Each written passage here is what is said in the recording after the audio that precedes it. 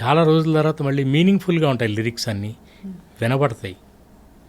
Actually ఇదివరకు నేను ఇంకో చోట చెప్పాను, ఇదివరకు మ్యూజిక్ అంటే సౌండ్ ఆఫ్ మ్యూజిక్ అని ఎగ్జాంపుల్ చెప్పేవాళ్ళం. ఏమి సాంగ్స్ సౌండ్ ఆఫ్ మ్యూజిక్ సినిమాలో. Today sound is music.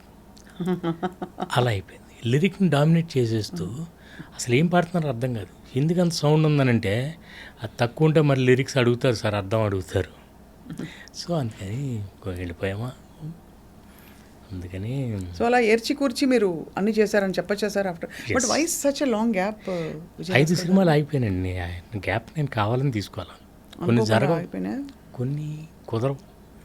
అలాంటప్పుడు నాకు నేను చిన్నప్పటి నుంచి నేర్చుకున్నది మన ప్రయత్నం మనం చేయాలి. ఆ తర్వాత అంటే when it doesn't happen you should let it go. దాన్ని పట్టుకుని ఎలాడకూడదు, బాధపడకూడదు. బాధపడినంత మాత్రాన్ని బాగుపడతాం. సో మీరేదో ఫీల్ అయిపోతున్నాను సడన్గా సెటప్ అయిపోదు అంతా, అది అయ్యే టైంకే అవుతుంది. So stop crying, keep trying. ఏం సినిమా లాగేస్తారు అడగచ్చా? అంటే చాలా అంటే అది ఇంకా బిగినింగ్లో ఉండగానే అయిపోయినాయి, మధ్యలో కదా ఆగటం. ఒక సినిమా అయితే ముహూర్తం కూడా చేసాం. స్టార్ కాస్టర్ ఎవరి సినిమా మిస్ అయ్యాం అట్లయినా? అంటే అది ఫ్రాంక్లీ స్పీకింగ్ మిగతా I don't want to embarrass them.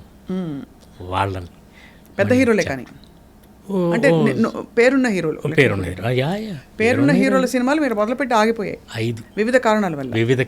5 అంత నేనేమనుకుంటానంటే there is a design. Films like marriages, films are made in heaven, short on earth.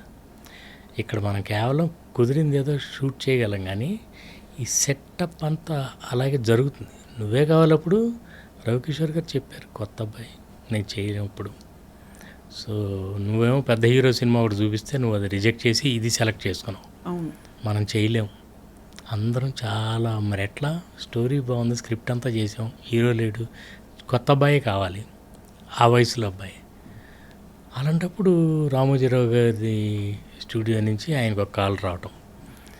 So కుదురుతాయి అలా సడన్గా, ఆయన వర్కింగ్ పార్ట్నర్ నువ్వే కావాలి, అట్లా సడన్గా కుదిరింది. లేకపోతే ఆయన ముందు చెప్పేశారు, ఇప్పుడు 1.5 crore పెట్టి మనం చేయలేదు, ఇది లేదు, అదే కొత్త అబ్బాయితో కుదిరేది ఉంటే కుదిరితే అలా.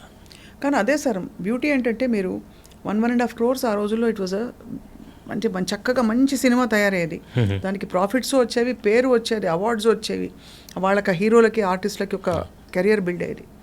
ఇప్పుడు అన్ని 100 కోట్లు తక్కువలో లేదు కదా సార్. వాట్ అసలు వేస్ట్ ఆఫ్ మనీ. అండ్ బేసిక్గా ఆ వేస్టేజ్ చూస్తుంటే మనకు అప్పుడు అనిపిస్తుంది ఇదంతా ఎందుకు జరుగుతుందంటే స్క్రిప్ట్ని నెగ్లెక్ట్ చేస్తున్నారు. మీకు స్క్రిప్ట్ ఉంటే అంత ఖర్చు అవ్వదు. స్క్రిప్ట్ మీకు సినిమాకి సబ్జెక్ట్ ఎంత ఇంపార్టెంటో బడ్జెట్ కూడా అంత ఇంపార్టెంట్.